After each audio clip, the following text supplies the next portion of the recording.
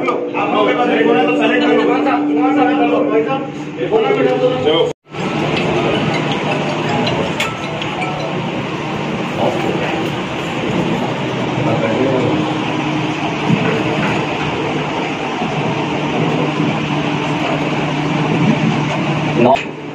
I request to Akbaruddin Owaisi साहब। बहुत बहुत शुक्रिया सेक्रेटरीट के मसले पे बात करने के लिए। जनाब स्पीकर साहब, एक तूफान के बाद हम मौजूद हैं। कोरोना ने कई जिंदगियां ख़त्म कर दी और कई लोग अपने कारोबार से हाथ धो बैठे, कई घर उजड़ गए और कई लोग के जो है नौकरियां चली गई। जनाब स्पीकर साहब, रियासत तेलंगाना की तरक्की बलाशुबा चीफ मिनिस्टर साहब की दोस्ती और कोशिशों का नतीजा है। मैंने इस हाउस में हुकूमत को आगाह किया था कि आप सेक्रेटरीट बनाने जा रहे हैं, अच्छी बात है। इस सेक्रेटरीट में हमारी 2 मसाजिद हैं, एक मंदिर भी है, इसका ख्याल रखा जाए। मजलिस इत्तेहादुल मुस्लिमीन खतरे से पहले आगाह करने का नाम है। मैंने मस्जिद के तहफ़्फ़ुज़ और मंदिर के हिफाजत का तयक़ुन इसी ऐवान में लिया था, मगर हमारी 2 मसाजिद मस्जिद हाशमी और चीफ मिनिस्टर साहब ने मस्जिद पर मलबा गिरने पर दुख का इजहार किया। हमने उसका खैर मकदम किया और चीफ मिनिस्टर साहब ने कहा कि वहां पर आलीशान मस्जिद दोबारा तामीर होगी।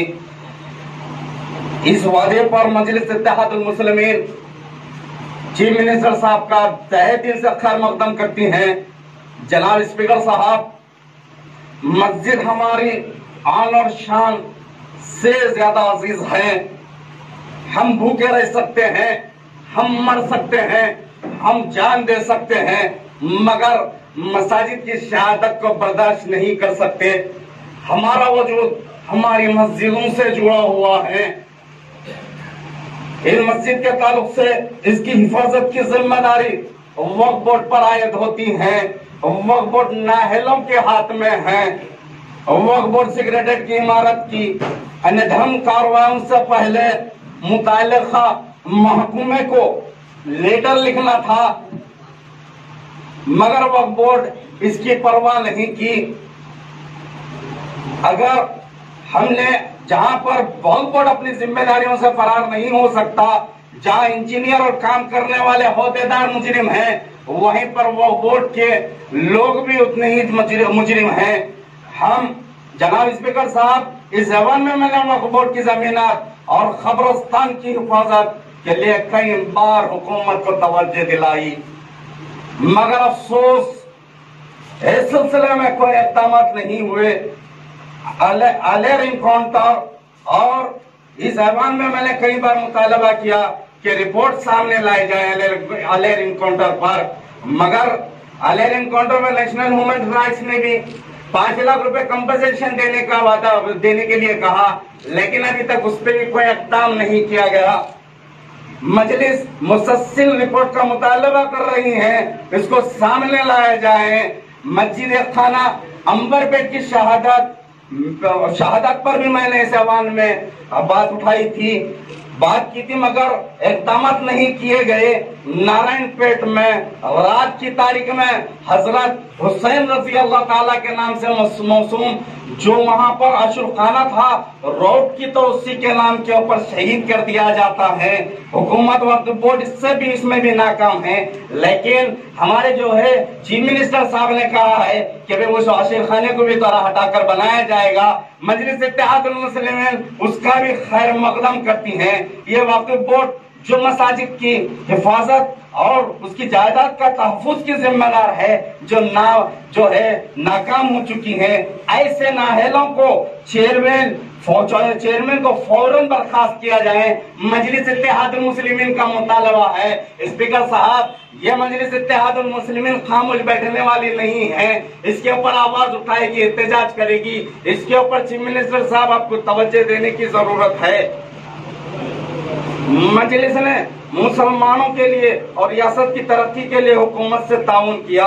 हम शुक्रगुजार है चीफ मिनिस्टर साहब के कि उन्होंने कल उलमा इकराम के वफद के सामने ये रियासत गंगा जमुना तहजीब को नहीं भूल सकती और सेक्रेटेरिएट के मसाजिद के साथ वहां पर एक मंदिर और एक गिरजाघर तामीर करने का जो वादा किया है, मजलिस इत्तेहादुल मुस्लिमीन तहे दिल से हमारे जो है केसीआर साहब चीफ मिनिस्टर का जो है हम लोग तहे दिल से खैर मकदम करते हैं। मगर हमारी औकाफी जायदादें को तो तबाह पर है और तबाही जायदादों को तबाह किया जा रहा है। हम इसमें ताउन नहीं कर सकते। मजलिस इत्तेहादुल मुस्लिमीन हरगिज इसके साथ आपके साथ जो है ठंडा मिलाकर नहीं चल सकती। हम आवाज बुलंद करते रहेंगे, आपको सुनना पड़ेगा। और दरगाह पहाड़ी शरीफ और मीर महमूद साहब रहमतुल्लाह अलैह साहब पर जो रैंप बनाने का वक्फ बोर्ड ने जो उसके जिम्मे किया गया था काम, वो आज तक जो है मुकम्मल नहीं हुआ, उसके ऊपर कोई एक्शन नहीं लिया गया। मैं चीफ मिनिस्टर साहब से वाज़े कहता हूँ कि सेक्रेटेरिएट बनाना अच्छी बात है, सेक्रेटेरिएट बनाना अच्छी बात है, लेकिन हमारे मसाजिद जो सेक्रेटेरिएट के अंदर उन्होंने तामीर करने का जो वादा किया है, हम उसका जो है शुक्रगुजार है और उसका खैर मकदम जो है मजलिस इत्तेहादुल मुस्लिमीन करती है। मजलिस इत्तेहादुल मुस्लिमीन तेलंगाना के मुसलमानों की आवाज का मुतालबा है कि रियासत सेकुलरिज्म पर कायम रहे और सेकुलरिज्म इसका कायम रहे। और चीफ मिनिस्टर साहब तमाम मजहब का एहतराम करने की बात करते हैं, हम दिल से खैर मकदम करते हैं। आपने शादी स्कीम लाई, हमने खैर मकदम किया। आपने तालीम की बात की, हमने खैर मकदम किया। आपने जो भी बात की, मजलिस इत्तेहादुल मुस्लिमीन ने आपके साथ जो है ताउन किया और खैर मकदम किया। मगर बारिश की वजह से जो खस्ता हाल सड़कें हुई हैं, मैं इस ऐवान में चीफ मिनिस्टर की तवज्जो कहना चाहता हूं, जो तेलंगाना के उर्दू जबान से है। ये उर्दू जबान एक शरीन जबान है हिंदुस्तान में और सारे अपने खास करके तेलंगाना में सेकेंड इसका जो है पोजीशन रखी गई है, सेकेंड लैंग्वेज है, उसके बावजूद उसको नजरअंदाज किया जा रहा है। चाहे वो अपने रेलवे प्लेटफॉर्म हो, चाहे अवामी प्लेटफॉर्म हो, वहां पर इंग्लिश के अंदर तहरीर है और तेलुगु में तहरीर है, लेकिन वहां पर उर्दू में जो है नदारत किया गया है। मजलिस इत्तेहादुल मुस्लिमीन उसको नजरअंदाज नहीं कर सकती, उसके बारे में आवाज उठाते रहेंगे। आपसे अदबन गुजारिश है चीफ मिनिस्टर साहब, ऐसे ना है लोग जो इसके अंदर जो है अपने उर्दू नदारत की है, उर्दू तहरीर नहीं कर सके, ऐसे लोगों के ऊपर एक्शन लिया जाए, क्योंकि हम मजलिस इत्तेहादुल मुस्लिमीन नहीं और सारा जो है हिंदुस्तान और तेलंगाना के लोग इस शरीन जबान से मोहब्बत करते हैं और हमारे हिंदू भाई भी इससे मोहब्बत करते हैं। तो हमारी आपसे अदबन गुजारिश है कि भाई जो है उसके ऊपर एक्शन लिया जाए। और एक बात यह है कि इस महामारी के अंदर कोविड-19 में गरीब लोग जो जिसके घर उजड़ गए हैं, बहुत सारे घर बर्बाद हो गए हैं, कई हमारी जो है जाने जाए और चली गई हैं। इस सिलसिले में गरीब लोग जो है हर लोग अपने दवाखानों को फिरते रहे, लेकिन बात जगह के ऊपर उनको जो है मुश्किल का सामना करना पड़ा। लेकिन गवर्नमेंट और चीफ मिनिस्टर से हम ये मुतालबा करते हैं कि भाई जो है कोविड को आरोग्य श्री के अंदर शामिल किया जाए, जो गरीब को जो है इससे फायदा पहुंचे। इसी के लिए हम ऐवान के अंदर चीफ मिनिस्टर साहब से मुतालबा करते हैं, दोबारा चीफ मिनिस्टर साहब से मजलिस इत्तेहादुल मुस्लिमीन और ये तेलंगाना के मुसलमान शुक्रिया अदा करते हैं कि वहां पर सेक्रेटेरिएट में तो मसाजिद उसी जगह पे बनाने का आपने जो वादा किया, उसी जगह पे एक मंदिर और एक गिरजाघर बनाने का आपने वादा किया। हम इसका और आपसे जो है हम खैर मकदम मजलिस इत्तेहादुल मुस्लिमीन खैर मकदम करती हैं। इस बात तो मैं आपसे ये उम्मीद करते हुए चीफ मिनिस्टर साहब से जो हमने ये बात रखी है, सारे तेलंगाना की आवाज है, हम ये आवाज आप ऐवान में लेकर आए हैं। हम उम्मीद करते हैं कि चीफ मिनिस्टर साहब इस पर तवज्जो देंगे। शुक्रिया, बहुत बहुत शुक्रिया करने का। जनाब स्पीकर साहब, हम एक तूफान के बाद मौजूद हैं। कोरोना ने कई जिंदगियों को खत्म कर दिया, और लोग अपने कारोबार से हाथ धो बैठे। जनाब स्पीकर साहब, रियासत तेलंगाना की तरक्की बलाशुबा हमारे चीफ मिनिस्टर की कोशिशों और दोस्ती का नतीजा है। मैंने इस हाउस में हुकूमत को आगाह किया था कि आप सेक्रेटरीट बनाने जा रहे हैं। And am I jointly fooling the state in the name of secularism? We Congress ruled for 50 years in the same secretariat, and in 6.5 years, the TRS feels that it was an old. అధ్యక్ష, ఆస్తు ఇంకా వాస్తు మీద మొత్తం state కి పిచ్చి చేస్తున్నారు మా CM గారు. Speaker sir, in this pandemic, TRS party has completely failed in controlling the COVID-19 situation. Gandhi hospitals don't have full facilities even for doctors. And there was a huge demand of fees in private hospitals. Poor people have suffered a lot. Instead of taking the preventive steps in the pandemic, TRS party and Honorable CM is busy in demolishing this historic secretariat, spending thousands of crores of rupees of state money. MIM tries to blame whole heinous act on Waqf Board, and I want to remind MIM party that out of 8 members, 6 members are from MIM party itself. Adyaksha, in my constituency, many people have signed 1 million signature campaign against the government act over the demolition of worship places. Adyaksha, yesterday I saw one statement from CMO office regarding the reconstruction of 2 masjids on the same place at 1500 square feet. Soon after that, there was a tweet from MP Asaduddin Owaisi Garu stating that 1500 square yards. Soon there was a correction from CMO office stating that it was 1500 square yards. I want to know from CM KCR Saab whether the CMO office is run by MIM or TRS party. And I conclude by my words asking CM to answer my queries. I rest myself. Thank you. అధ్యక్ష, నా కొంచెం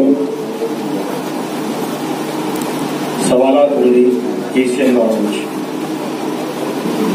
CM గారు 2014 నుంచి వాయిదా చేస్తున్నారు, అందరు ముస్లింకి పిచ్చి చేస్తున్నారు. అప్పటి నుంచి అందరు ముస్లింకి ఏం చేయట్లేదు. 12% గురించి చెప్పారు, ముందు 4 నెలల ముందు చేస్తుందని చెప్పారు. ఇప్పుడు వరకు 6 years అయిపోయింది, ఏం చేయట్లేదు. అధ్యక్ష, వరల్డ్ ఆర్గనైజేషన్ సెంటర్ కోసమే ఈ హౌస్ లో చెప్పారు, ఇప్పుడు వరకు చేయలేదు. అధ్యక్ష, ఎందుకు కొత్త సెక్రటరేట్ పాడు చేశారు? కాంగ్రెస్ పార్టీ 50 years నుంచి రూల్ చేశారు, దానికి ఏం అవలేదు. ఆ కొత్త బిల్డింగ్ కి పాడు చేశారు, ఎందుకు చేశారు? అధ్యక్ష, ఇప్పుడు COVID-19 నుంచి 1000 మంది చచ్చిపోతున్నారు, దానికోసమే మా సీఎం గారు ఏం చెప్పట్లేదు. ఆ సీఎం గారు ఇప్పటి వరకు COVID-19 కోసం ఏం చెప్పట్లేదు. అదే COVID-19 కి ఆరోగ్యశ్రీలో పెడితే మనకి గరీబులకి కొంచెం ఫైదా వస్తున్నది. సార్ అధ్యక్ష గారు, వక్ఫ్ బోర్డు గురించి జ్యుడిషియల్ పవర్ చెప్పారు సార్. అది కేసీఆర్ సీఎం గారు ఏం చేయట్లేదు. ఇప్పుడు అధ్యక్ష, ఎప్పుడు ముస్లింస్ అందరూ కోపంలో ఉన్నారు, ఇప్పుడు వరకు ఏం చేయట్లేదు. దానికి 1 million signature JAC joint action committee నుంచి 1 million సిగ్నేచర్ చేశారు. మా ప్రాంతంలో, మా జిల్లాలో ఎవ్రీ ఫ్రైడే లక్ష సిగ్నేచర్ చేశారు. చిన్నాలు, పెద్దలు, ఆడలు, మొగలు అందరూ లక్ష సిగ్నేచర్ చేశారు అగైన్స్ మస్జిద్ చేయడానికి. ఇప్పటి వరకు ఏం చెప్పట్లేదు మన సీఎం గారు. అధ్యక్ష, తర్వాత 2 నెలల తర్వాత సీఎం ఇంకా Asaduddin Owaisi Muslim party MIM party నుంచి ఆవాజ్ చేశారు ఆ 2 మస్జిద్ గురించి. ఇప్పటి వరకు ఎప్పుడు అందరం గవర్నమెంట్ ఏం డబ్బులు లేదు అంటున్నారు గవర్నమెంట్ ఆఫీసర్స్. ఇప్పుడు మన సీఎం గారికి డబ్బులు ఎక్కువ ఉన్నాయని చెప్తున్నారు. అది మొత్తం గరీబులకి పైసా అందరూ పాడు చేస్తున్నారు. కంక్లూడ్ చేస్తాను సార్ ఒకసారి సార్. ఇప్పుడు అన్ని డబ్బులు గరీబ్ వారికి ఖరాబ్ చేస్తున్నారు. ఏం చెప్పట్లేదు, అన్ని చెప్తున్నారు, ఏం చేయట్లేదు. ఇప్పుడు అవాం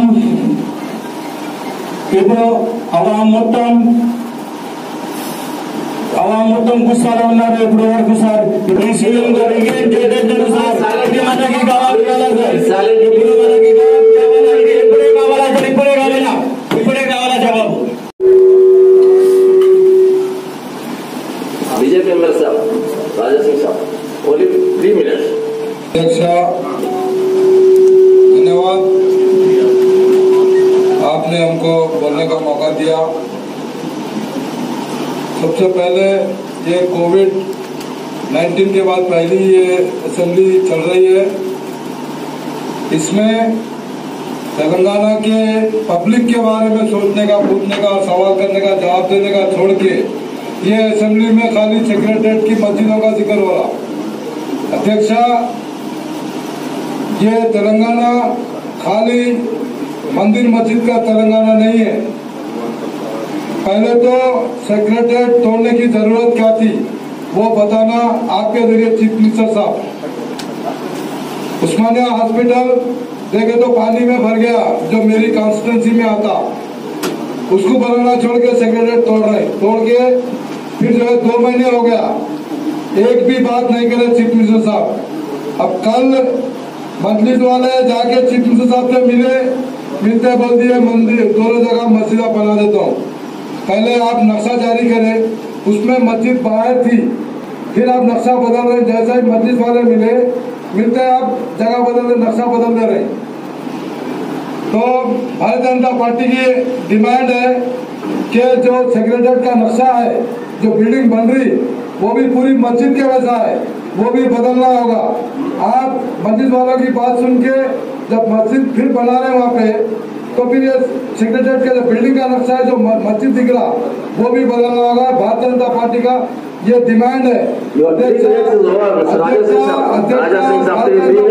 आवाज को रोक नहीं सकते.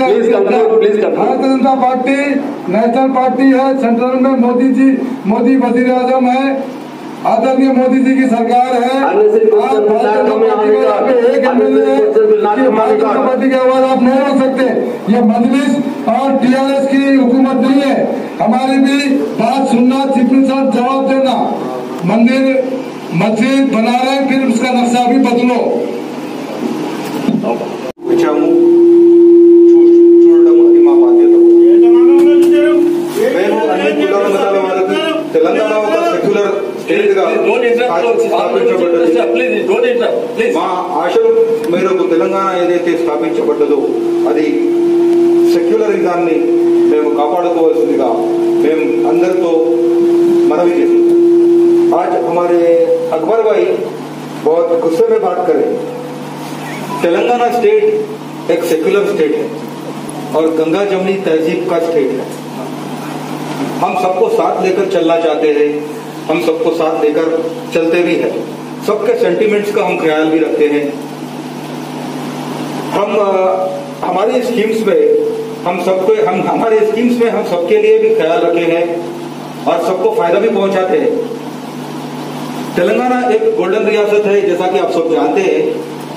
अध्यक्ष, तेलंगाना राष्ट्र ఒక బంగారు రాష్ట్రంగా ఏర్పడింది.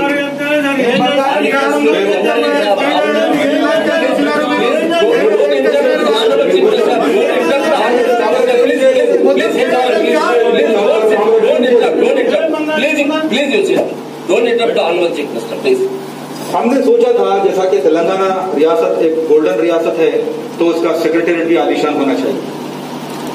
तो हमने सेक्रेटेरिएट को आलीशान बनाने के लिए वहां के जो पुरानी जो बिल्डिंग थी उसको हम निकाल करके नया सेक्रेटेरिएट बनाने की सोचे।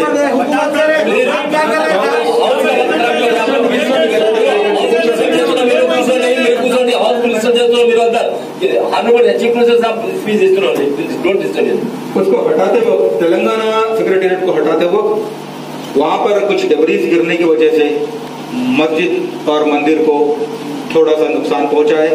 हम उसके लिए हमें उसका दुख है। हम जैसा कि कल हमारी मीटिंग में हमने बताया, जैसा अकबर साहब जानते हैं कि हमने वादा किया है कि वहां पर एक मस्जिद, एक मंदिर, आलीशान मंदिर और आलीशान मस्जिद बनेगी। आज हम वादा करते हैं सेक्रेटेरिएट में हम मंदिर भी और मस्जिद भी इस तरीके से बनाएंगे कि दुनिया उसका मिसाल देगी। जैसा कि तेलंगाना की जो मिसाल देते हैं उसी तरह से हम यहाँ की मस्जिद को लोग जब देखेंगे तो उसका मिसाल भी देंगे।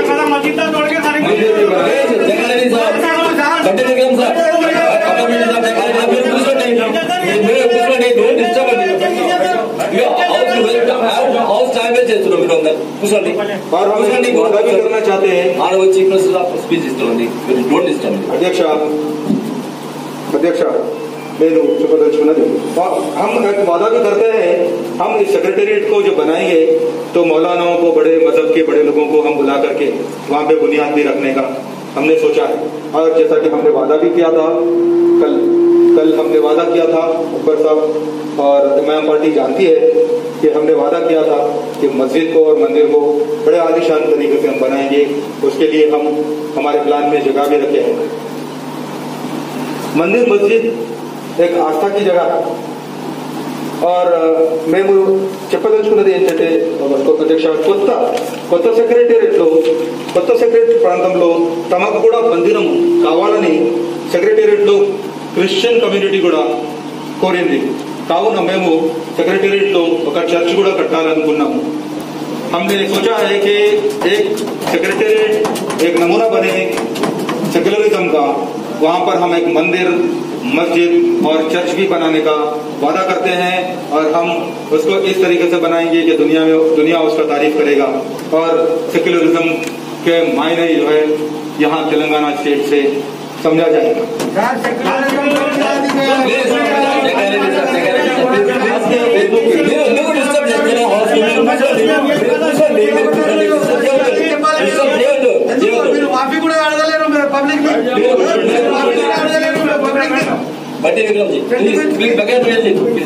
కాంగ్రెస్ అయిపోయింది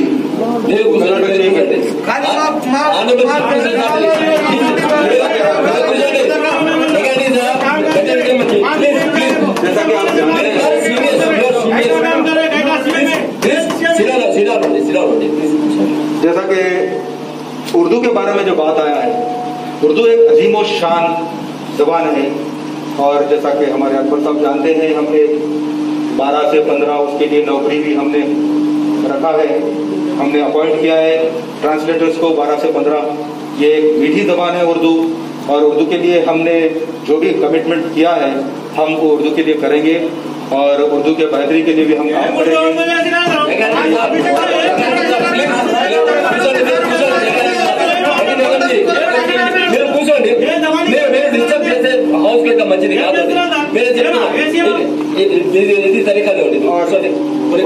बोर्ड के बारे में जो बात आई है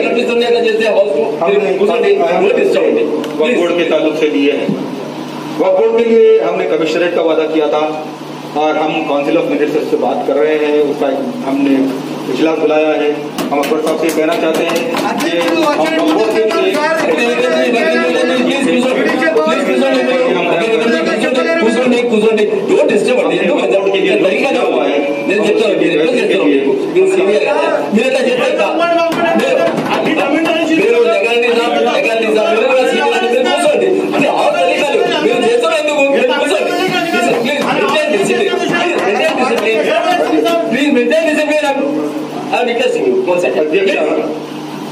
जैसा कि आप हमारे अकबर भाई जानते हैं, तेलंगाना जो हमने कायम किया है इसमें सारे मज़ाहिब को लेकर के हमने एक सेक्युलरिज्म का मिसाल कायम करने की कोशिश की है। और हम एक बार फिर वादा करते हैं, हम सबको साथ लेकर चलते थे और हम सबको साथ लेकर चलेंगे।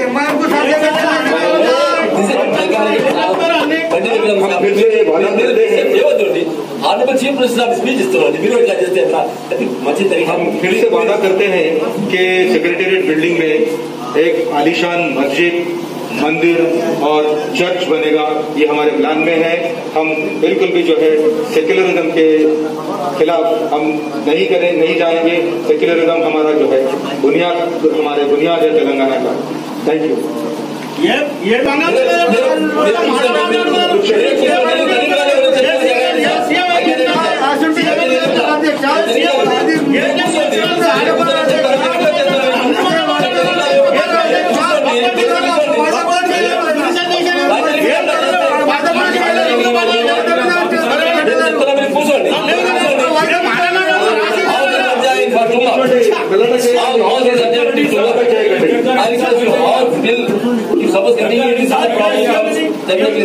अभी बात कर लिए, जगदीश साहब बैठ जाइए।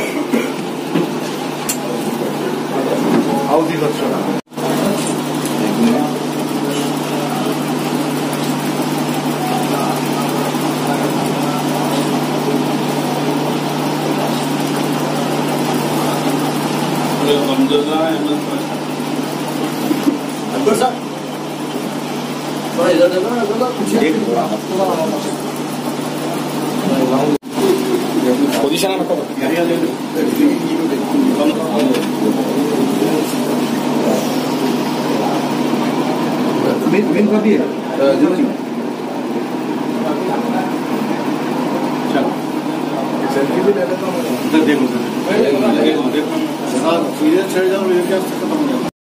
आज तहरीक मुस्लिम शब्बान के सदर दफ्तर और जैक के सदर दफ्तर पर 7 सितंबर से यानी कल से जो असम्बली इजलास होने वाला है, उस सिलसिले में एक तमसीली असम्बली यानी मॉक असम्बली रखी गई।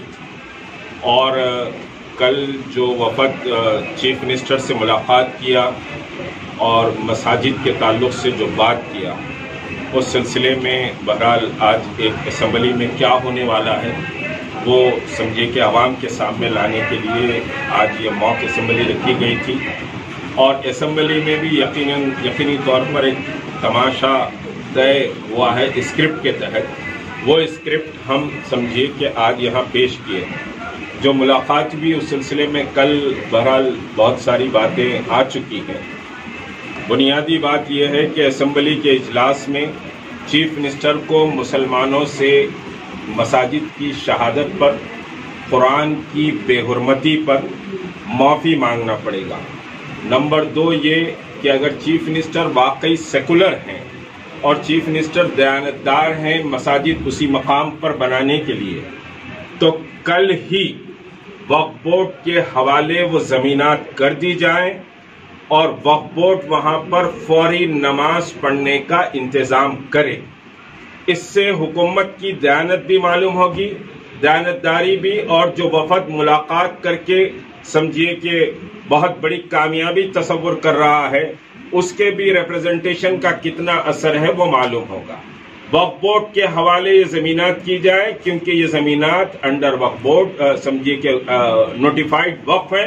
इस वजह से कल वक्फ बोर्ड के हवाले ये ज़मीनात कर दी जाए और नमाज फौरी वहां शुरू की जाए। नमाज का शुरू होना बेइंतहा जरूरी है। मसाजिद आबाद थी, मसाजिद शहीद कर दी गई हैं, 2 महीने से वहां नमाज नहीं हो रही है। फौरी तौर पर नमाज शुरू हो। जब भी मस्जिद तामीर होती है तामीर हो, लेकिन नमाज का एहतमाम फौरी तौर पर शुरू होना चाहिए। ये जॉइंट एक्शन कमेटी का स्टैंड है और इसमें हम समझिए कि कोई कॉम्प्रोमाइज करने वाले नहीं। अमजदुल्ला खालिद साहब जो अपनी राय रखी है। यहाँ पर एक मॉक असेंबली जेएसी के दफ्तर आजमपुरे पर एक मॉक असेंबली का एहतमाम किया गया था, जिससे आवाम को ये बतलाना चाह रहे थे कि आने वाले जो 7 तारीख के दिन असेंबली में जो सियासी ड्रामा होगा, किस तरीके से नूरा कुश्ती चलेगी WWF बिटवीन MIM और TRS, तो वो पूरा आज मंजर-ए-आम पर हम लाए। तकरीबन लोग आप लोग ने रिकॉर्ड किया और लाइव भी किया। और दूसरी चीज़ ये है कि कल जो उलमा मशाइखीन की मीटिंग हुई थी, एक संजीदा मसले पर मीटिंग हो रही थी, लेकिन वफद के एक जिम्मेदार हामिद मोहम्मद खान साहब जो हंस रहे थे खिला के अंदर, बड़े शर्म की बात है कि हमारी मस्जिद को शहीद कर दिया गया।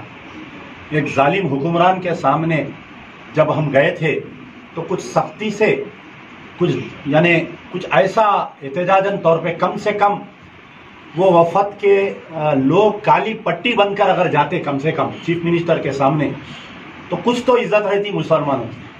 अब यहाँ पर मसला ये है कि 2 महीने से खामोश। कल जमात में जितने लोग गए थे सीएम से मिलने, कोई एक आदमी भी एहतजाज नहीं किया सिवाय खालिद सैफुल्लाह रहमानी के एक आध बयान दिए बेचारे। तो और एक दूसरी चीज ये देखिए कि कल असदुद्दीन ओवैसी साहब की जो बॉडी लैंग्वेज थी और जितना यानी डरे हुए किस्म के चीफ मिनिस्टर के सामने किस कदर जो नुमाइंदगी कर रहे थे, ये देख के मुझे हैरत हो रही थी कि सबसे पहले तो जैसा ही वफद मिला और आके दारुसलाम में प्रेस कॉन्फ्रेंस करे, सोशल मीडिया पे लोग सवाल करने लगे कि हम वो चीफ मिनिस्टर के सामने कैसा यकीन करें जिसने आले 12% रिजर्वेशन का वादा किया था, आज तक तकमील नहीं हुआ। वक्फ कमिश्नरेट का वादा किया था, आज तक तकमील नहीं हुआ। आलेर एनकाउंटर में एक स्पेशल इन्वेस्टिगेशन टीम डाले थे, वो आज तक उसकी रिपोर्ट नहीं आई। एनएचआरसी की रिपोर्ट आ गई, 5 लाख रुपए दियो। कल वफद में शोधाओं को भूल गए, कम से कम एक वर्ड बोलना था सीएम को, साहब एनएचआरसी की रिपोर्ट आ गई, वो एनएचआरसी की रिपोर्ट के तहत वो खाती पुलिस ओहदेदारों की तनख्वाहों में से काटो, 5-5 लाख रुपए बच्चों को दो। जबान नहीं था वो असदुद्दीन ओवैसी जो टीवी चैनलों पे बैठ के मगरमच्छ के आंसू रोते, कल शोधाओं को भूल गए। और बड़ी हैरत की बात है, पूरे लोग भूल गए शोधाओं को। और जो कौम अपने शोधाओं को भूल जाती उसका कोई फ्यूचर नहीं रहता, उसका वो कायदीन का। तो फिर उसके बाद में किशनबाग का कोई जिक्र नहीं था। किशनबाग राइट्स का 4 लोग मर गए, स्पेशल इन्वेस्टिगेशन टीम आज तक नहीं आई। मक्का मस्जिद बम धमाके में खातिल बाइज्जत बरी हो गए, हुकूमत अभी तक अपील पे नहीं गई। वटोली में खातिल बाइज्जत बरी हो गए, हुकूमत अपील पे नहीं गई। Task force office blast case में 12 साल मुस्लिम बच्चे जेल में रहे, अदालत से बाइज्जत बरी हुए, तीसरे दिन जो है हुकूमत अपील पे गई। जहां पर अगर कोई मुसलमानों का केस है 3 घंटे में हुकूमत अपील पे जा रही है, और मक्का मस्जिद वटोली में अपील पे नहीं गई। ये तमाम चीजें हैं 2018 में तायद करे, 2019 में तायद करे। उसके बाद में मस्जिद एक खाना को शहीद किया गया। एक खाना मस्जिद को शहीद करने के बाद में ऐसी ही एक मुलाकात, ऐसी ही एक तहखुनात दिए गए थे। उसके बाद में जो है फिर बल्दिया इलेक्शन में कल एक साहिब जो है जो वफद में थे, उन्होंने टीआरएस का खंडवा डाल के बल्दिया इलेक्शन में होम मिनिस्टर के साथ बैठ के तायद करते हुए नजर आए। कल वो वफद में थे बेचारे। खैर ठीक है, उसके बावजूद जो है ये जो अगर फर्ज करिए ये जेएसी नहीं बनती, ये हमारे मुश्ताक मलिक साहब अगर ये तहरीक नहीं चलाते, तो मैं समझता कि ये ना असदुद्दीन ओवैसी का ट्वीट आता, ना बयान आता, ना कल मुलाकात होती।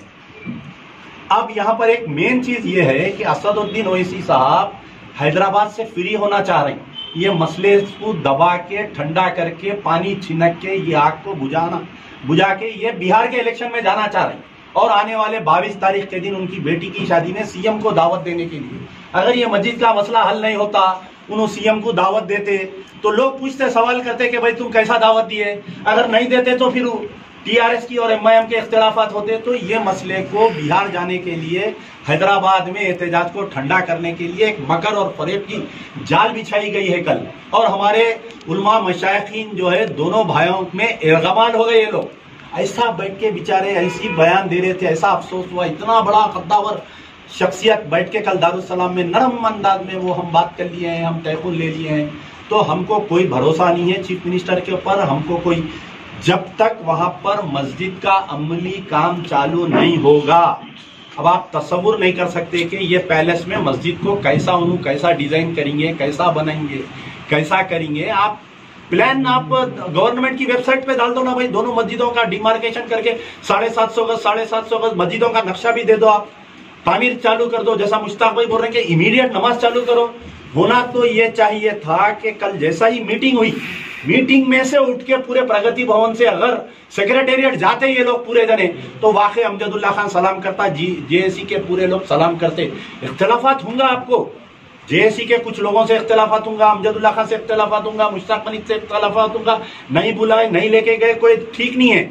लेकिन मौलाना जाफर पाशा को लेके जाना था साथ में, आपके मुफ्ती अब्दुल मुगनी मजहरी साहब को लेके जाना था, हमारे हाफिज पीर शब्बीर अहमद साहब को साथ लेके जाना था, जो बाजियाबी सेक्रेटेरिएट मस्जिदों के लिए फ्रंट लाइन पे लड़ रहे ये लोग, शुरू दिन से लड़ रही। आप उनको नहीं लेके जाके अंदर कुलिया में बंद कमरे में गुड़ फोड़ लिए, थोड़ा तुम खा लिए थोड़ा उन्हों खा लिए, आगे बाहर लोगों को बोले तो कैसा कौम यकीन करेंगी बताइए। तो जेएसी की तरफ से ये मुहिम जारी रहेगी। जो 1 मिलियन सिग्नेचर जमा किए गए हैं हम वो सबमिट करेंगे सीएम ऑफिस को। अदालती जो अदालत में आकर जो सेक्रेटेरिएट में जो मस्जिदों के ऊपर हुकूमत को बोलना है, सबसे पहली चीज तोड़ा कौन तुड़ाया कौन, उसके ऊपर केस बुक होना, क्रिमिनल कॉन्स्पिरेंसी जैसा पुलिस वाले बयान में बोल रहे हैं कि this is not a cognizable act बोल रहे हैं पुलिस वाले। कितनी भयानक बात, कल के दिन कोई भी जाके एक मंदिर तोड़ देगा, कोई मस्जिद तोड़ देगा और ये नोट लेके बताएंगा कि मंदिर मस्जिद तोड़ना कॉग्निजेबल एक्ट नहीं है बोल के, कैसा बताइए आप। तो पहले उसके ऊपर पूरी तहकीकात होना, कौन तोड़ा उसके ऊपर केस होना, उसकी सीबीआई इंक्वायरी होना। मस्जिद तो बन के रहेंगी, तुम्हारा बाप बना के देगा मस्जिद, तुम नहीं दिए तो। मुसलमान कमजोर नहीं है, 22% मुसलमान है तेलंगाना में। मुसलमानों की जूती जिसके सर पे उन्हें चीफ मिनिस्टर, अगर मुसलमानों की दिलाजारी करेंगे, मुझे यकीन है कि अगर ये महल मुसलमानों की दिलाजारी करके बनाएंगे तो ना केटीआर साहब अंदर जा सकेंगे ना केसीआर साहब जा सकेंगे। आज जॉइंट एक्शन कमेटी बाजियाबी सेक्रेटेरिएट में एक मॉक असेंबली रखा गया है ताकि आवाम को बताए कि कल असेंबली में जो मुशायरा चलेगा वो किस उन्वान पे रहेगा और उसमें अलग अलग किस्म के एक्टर्स कैसे कैसे एक्टिंग करेंगे।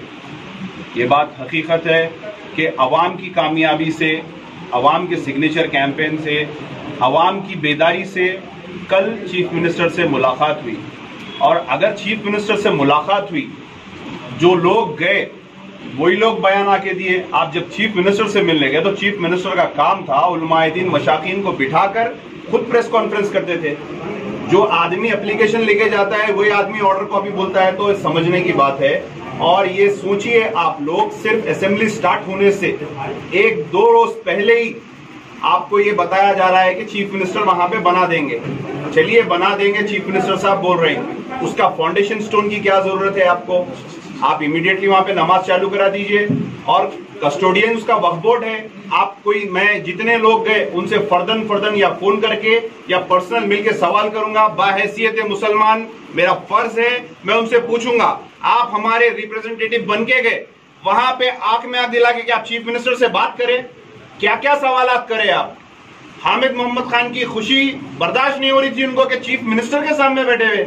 अरे आपको तो पूछना चाहिए था, साहब मैं आपकी हर वक्त मदद करा, हर वक्त वो लोगों को बोला मैं आपको वोट डालने के लिए, फिर आप ही जितने वादे करे पूरे नहीं करे और आप ही मस्जिद ढाने में पहला नंबर है।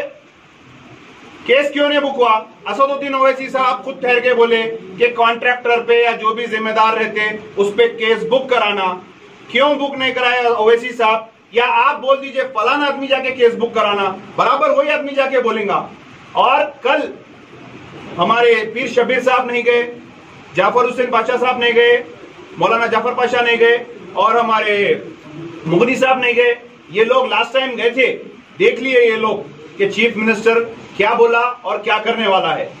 जितने उलमाए गए हमारे, मैं उन तमाम से सवाल करता हूं, अल्लाह को हाजिर नाजिर रख के आप लोग अपने अपने सोशल मीडिया पेज पे आइए, आप चीफ मिनिस्टर से क्या सवाल करें और चीफ मिनिस्टर आपको क्या बात करे, आप लोग ये सवाल का जवाब दीजिए।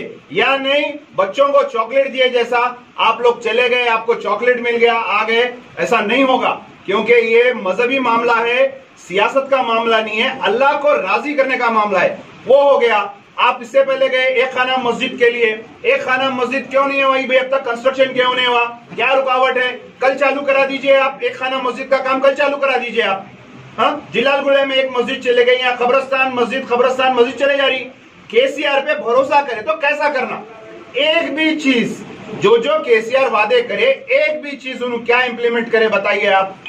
कोई भी चीज अब तक उन्होंने इंप्लीमेंट नहीं करे, चाहे वो 12% रिजर्वेशन रहो या वक्फ को जुडिशियल पावर रहो या आप मीर मोमिन साहब की पहाड़ी का ले लीजिए, आप जहांगीर पीरा ले लीजिए, आप डबल बेडरूम ले लीजिए, आप नौकरी ले लीजिए, आप एमएलएस देते खुद के मुसलमान, आप चुन के लाते, आप जिता के लाते, बोले आप कौन सी चीज में क्या दिए अब तक? एक मुसलमान एमएलए आपके पास है, आप उसको अब तक मिनिस्ट्री नहीं दिए। बहरहाल आप जो खाकी चड्डी का काम कर रहे हैं वो बहुत बारीक हिसाब में कर रहे हैं, और आपके दबेल चुबेल में जो लोग हैं अल्लाह बेहतर जानता वो क्यों है नहीं मालूम है, लेकिन कल की मीटिंग से हम बिल्कुल मुतमईन नहीं है। इसीलिए मुतमईन नहीं है कि जो मसाजिद में 2 महीने से नमाज हो रही है उस मसाजिद की नमाज आप रोक दिए। आपकी संगे बुनियाद रखी हुई मस्जिद में तो नमाज नहीं पढ़ सकते, आप बाहालत कौन से रहते अल्लाह को मालूम है, और वो मस्जिद में कल से नमाज शुरू कराना। असदुद्दीन अवैसी साहब, आपसे मैं हाथ जोड़ के रिक्वेस्ट कर रहा हूं, आप कॉन्ट्रैक्टर पे केस बुक कराते बोले आप फ्रंट लाइन में आइए। कल आप इतना अफसुर्दा होकर बात कर रहे थे कि एक हिंदुस्तान का शेर जो मुसलमानों को रिप्रेजेंट करता वो बेचारा ऐसे अंदाज में बात करा तो मेरे दिल को नहीं लगी वो बात। और प्रेस कॉन्फ्रेंस तो चीफ मिनिस्टर ऑफिस से होना चाहिए था। सुन्नत रसूल ये है कि लिखा पढ़े होना चाहिए। आप बैरिस्टर भी है, आप फीट और स्क्वायर फीट में इतना जल्दी आप ट्वीट डाल दिए कि फीट और स्क्वायर फीट में आप कंफ्यूज हो गए। फीट और स्क्वायर फीट में बहुत फर्क होता, अगर आप फीट में आ गए तो 20 बाई 35 का कमरा हो जाता हो मस्जिद, अगर आप स्क्वायर यार्ड में आ गए तो 750 गज होती हो, तो लिहाजा आप कंफ्यूज हो गए।